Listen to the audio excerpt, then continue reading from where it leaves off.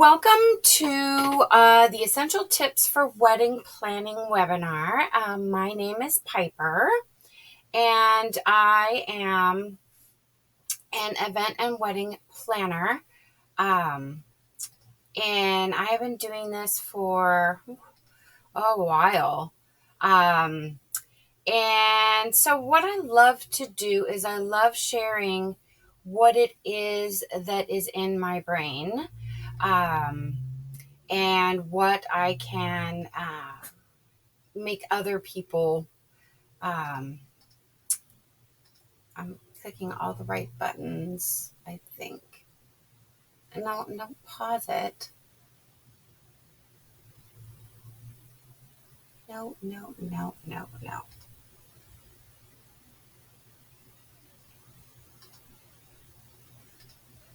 Okay, there. Sheesh. Technology. Super fun.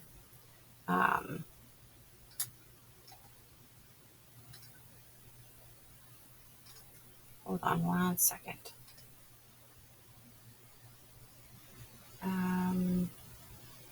Okay.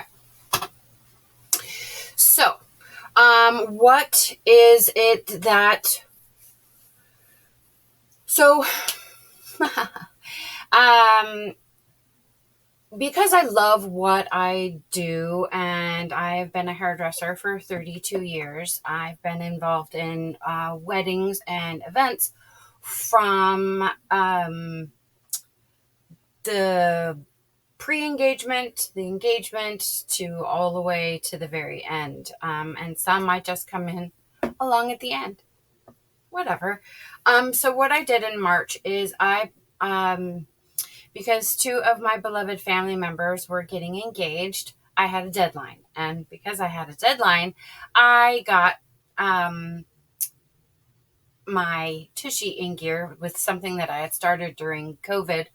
And so I have published this Wedding Planner Essentials book. It's a comprehensive start to finish detailed planner from the moment you say yes to the very end of the day of your wedding and reception.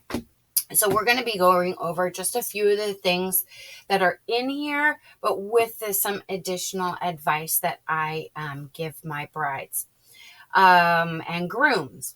Here's something else I kind of insist on all of my meetings being with both the entire couple. Because it's very, very important to me that all of us have the same communication goals and everything is situated and we can see and hear and all the same things so that there is a lot less confusion. So I love meeting with all of everyone. So in this webinar, we are going to go over just a few of these topics. So to me, these are just the building blocks, the very beginning of the process. So you are recently engaged, or you have been engaged for a little while, but you're having a longer engagement and you would like just some guidelines. That's what this webinar is for. Now, you could be planning, you could have been planning for a year and you still are struggling. All the tips that are in this webinar will be handy for that as well. So we're going to go over how to get and stay organized, creating a timeline for the entire process that works for your schedule, you and your significant other, so that you don't get so overwhelmed with this whole process, because there is a lot of details when planning a wedding. Creating monthly goals. What are realistic goals for you and your significant other to accomplish? Booking vendors. When is it critical time to secure what vendor? What are your priorities? What vendors are the most important to you to secure first? And then choosing the right venue. for you as a couple, somewhere that fits your style, personality, guest count, and budget.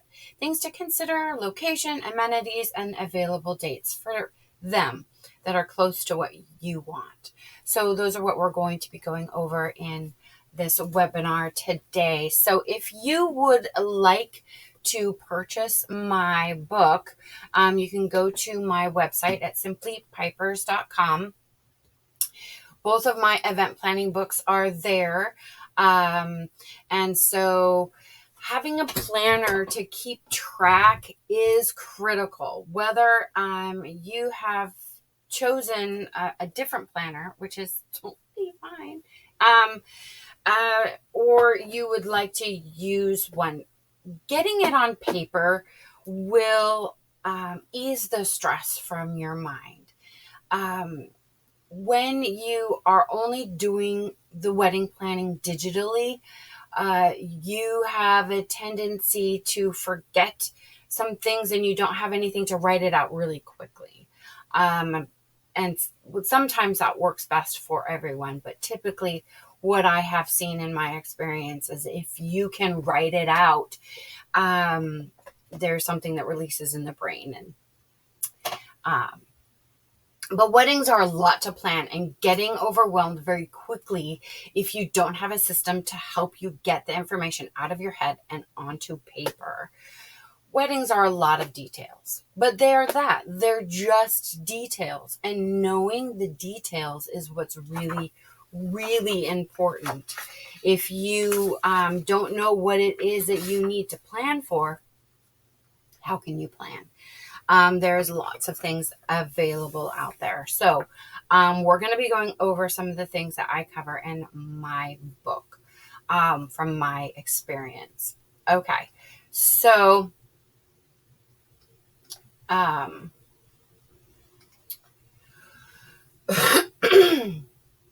let's set some goals. So setting goals to make appointments. Goals. So in my book is the wedding overview, and I have 18-month calendar in here. I have realized most people want more than a 12-month window to plan their wedding, which is great. It is absolutely up to you. I have put a wedding on in 6 weeks from start to finish, which was fun for my daughter. But most people want to take 12 months to 2 years, which is fantastic. But how do we accomplish all those tasks in that time frame? Doesn't matter what you have. So the first thing we do is we set goals to make appointments, and creating a schedule within your daily schedule. So you work full-time, part-time, it doesn't matter. You know what your work schedule is.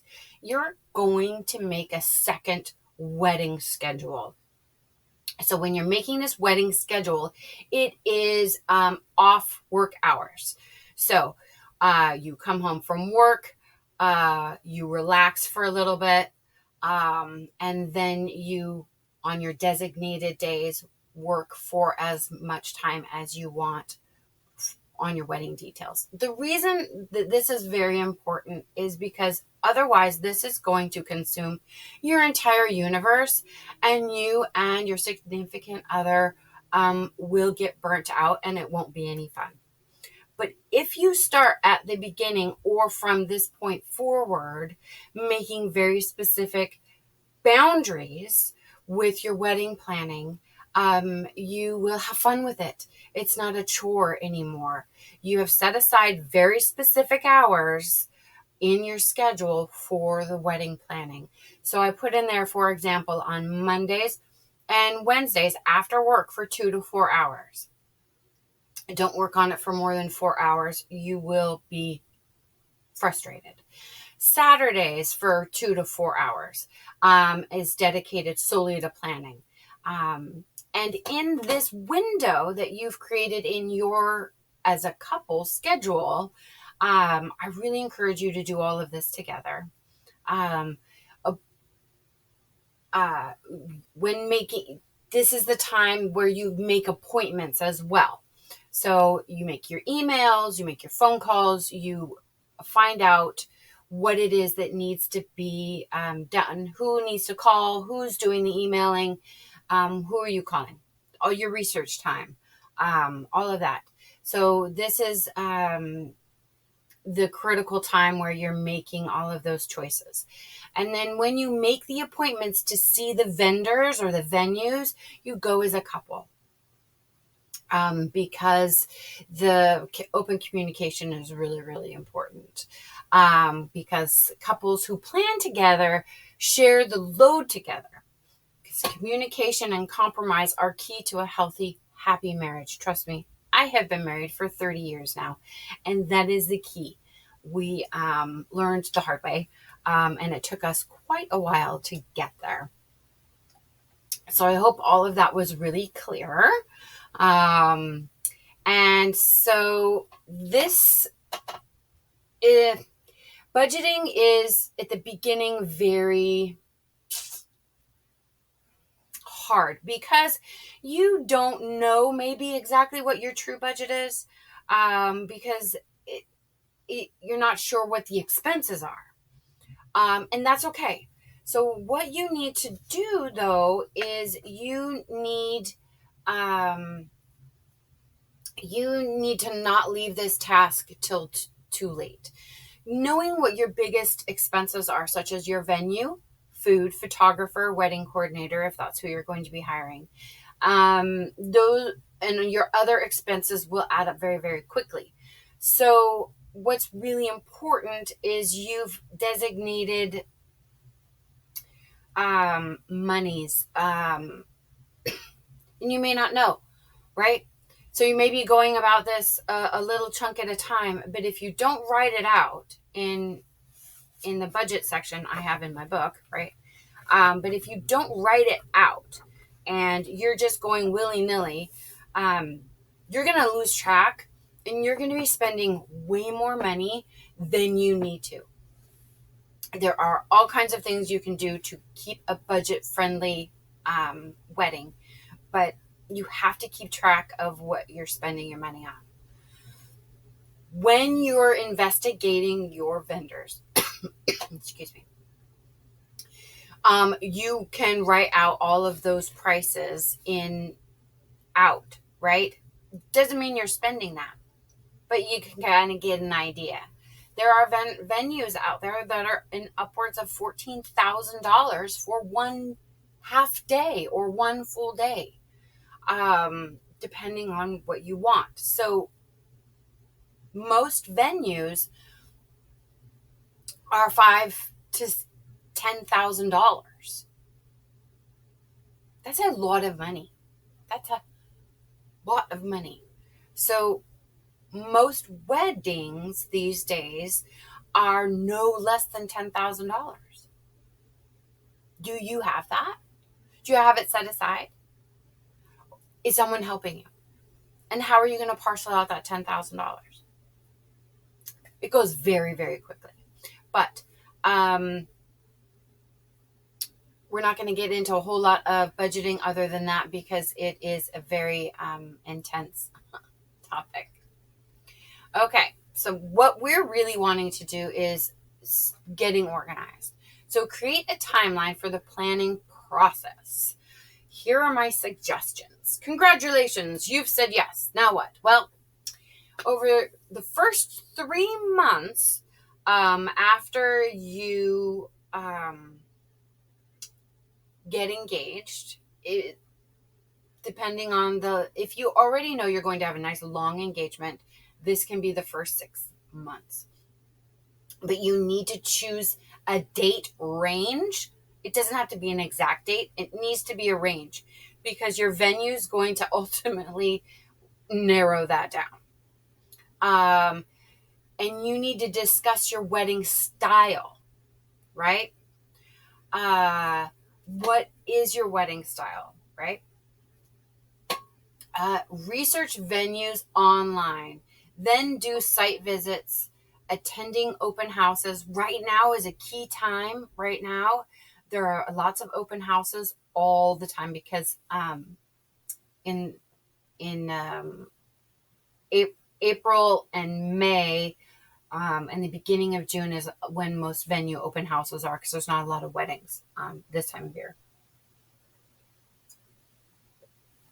And then begin asking your friends and family for recommendations on vendors. Vendors are everything that isn't a venue. So you even consider getting your nails done. That's a vendor, right? There is so much to really go over with your vendors. So maybe a friend has recently gotten married, or a family member, and you loved the food, right? That's what I recommend. Begin the search for your wedding gown. Now, the sooner you can get your wedding gown, the easier everything is, because you're going to have multiple fittings. So if you're going through a very large corporate wedding place, which in my opinion, I don't recommend, it takes up to 6 months to get the gown, right? If you're having it custom made, that can take a year. And then fittings and getting appointments in. So it can take a year to get a wedding gown, depending on what it is. I recommend very, very strongly going to the smaller boutiques for your wedding gowns. It's a much more pleasant experience. Not as many gowns, but really, when you're looking at gowns, you're only really looking at 3 or 4. You don't need to be looking at 10,000 wedding gowns. It's too overwhelming. Anyway. And then, are you using a wedding coordinator, and are you the research for that? So these are the things you need, because how much help are you doing? Are you asking a wedding coordinator for kind of full-time, where they walk you through step by step through the whole process? Or do you want just part-time, where you both kind of do a lot of the work as well, but the wedding coordinator just kind of helps you stay on track? Or do you want just a day of coordinator? Day of coordinator sits down with you for several times before the wedding, of course, and then actually works the whole day. They're usually the first person on site and the last person to leave. Okay. Then here are my next suggestions within the first 6 months as well. So wedding gown and attendant gowns. So attendant gowns can also, and suits and tuxes are easier to get for some reason, but attendant gowns can be just as long as a wedding gown. So just doing your research, getting that kind of feel of what you want. And then you want to research and secure as many vendors early as possible, because vendors schedules fill up. So if you want a nice weather wedding date, those vendors tend to be booked up sometimes a year in advance, depending on who you're using. So the sooner you can secure them, and you would be securing them with a deposit. And then you would go over all your details later, but you would want to, and some vendors want you to pay almost all of it up front, but typically they'll have you do a deposit and then have different pace times for when you pay them off. Anyway, but securing them is what's important. You love the caterer, so you're going to put your deposit down.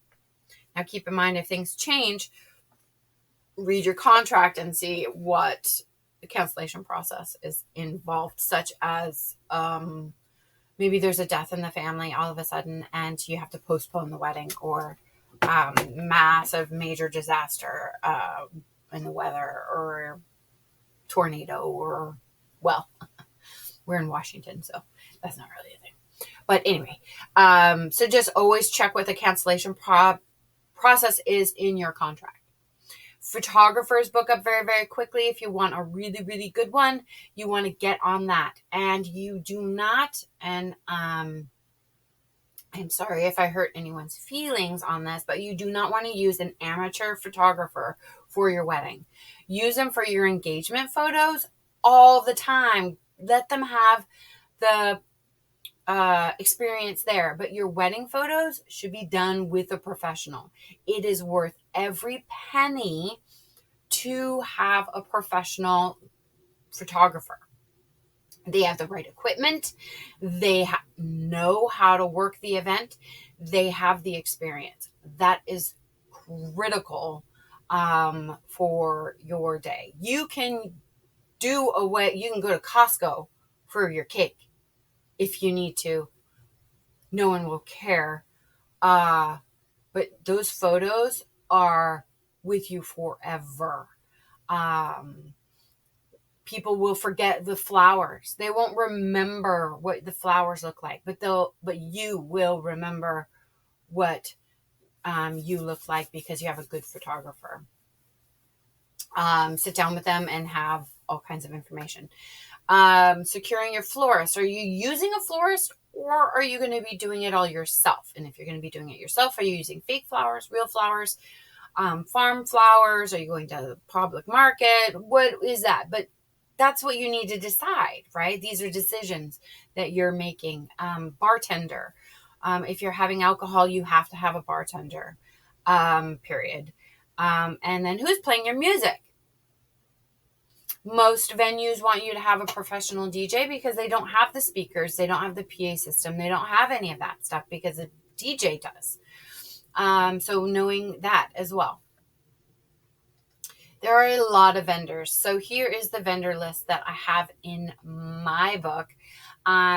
It's a lot. There is a lot of vendors in here to go over for the planning period. But I kind of put them in order of kind of importance for the most part. But so you've secured your vendor, or you have one, but you need to have 2 backups for each vendor if possible, because they can cancel on you. I have been shocked recently at how many vendors have canceled on couples. It's sad. So have backups. Very important. Choosing the right venue. How big of a wedding are you having? Is it small and intimate, under 25 people? Which since COVID, that was is a thing. Before COVID, it was never a thing. Are you having 50 to 75, 75 to 100, 100 to 125, 125 to 200? When you get over 150 people, the dynamic of the wedding changes dramatically. There is something about it that it becomes more unmanageable. So I always recommend 150 or less. But then again, that is up to you and your couple, you as a couple. What style of wedding are you having? Are you having a modern wedding, a romantic, rustic, themed, traditional, beach, bohemian? What is it that is important to you as a couple? That is a decision you guys need to make, because then that gears you towards what your venue is going to be like. Are you looking for a beach, or are you looking for a park, or are you wanting something exclusive where no one can see you but your wedding party? Do you want it in the middle of the woods with a big open field, a barn? What is it that you want? And that's part of your venue research. And choosing the wedding venue is the reason I'm talking about this is the first decision that needs to be made. This is the first thing that needs to be secured. Everything else doesn't matter. Nothing else matters but getting your venue. This is your most expensive piece. Traditionally, you can make augmentations with food to keep your prices down, but your venue is key.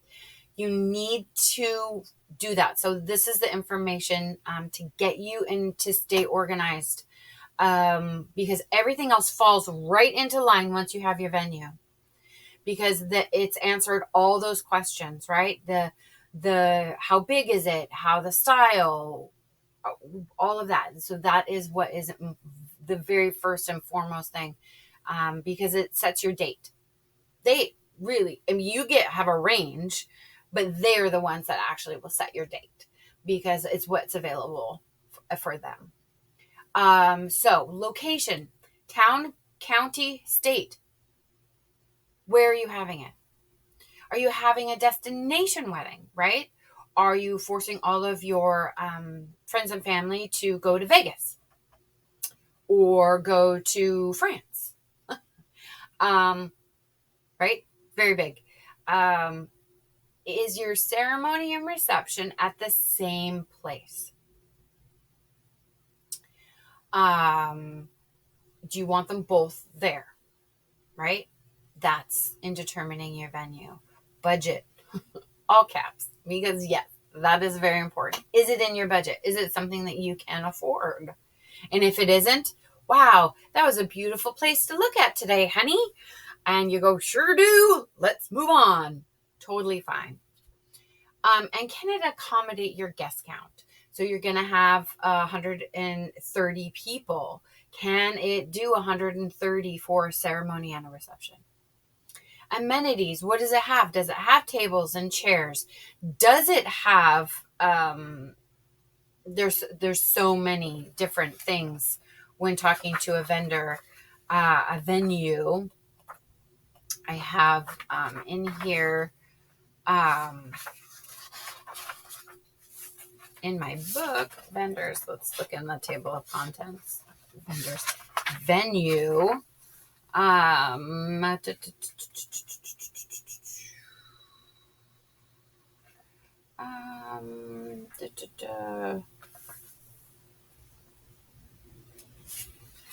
Okay, fine.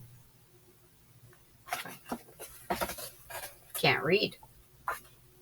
Guess I need to finish my coffee.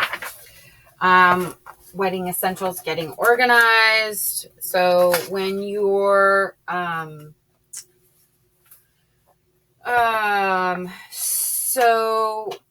do they have a separate time to set aside a time? Do they have a separate place for you to get ready in the for the bride and the groom? There's so many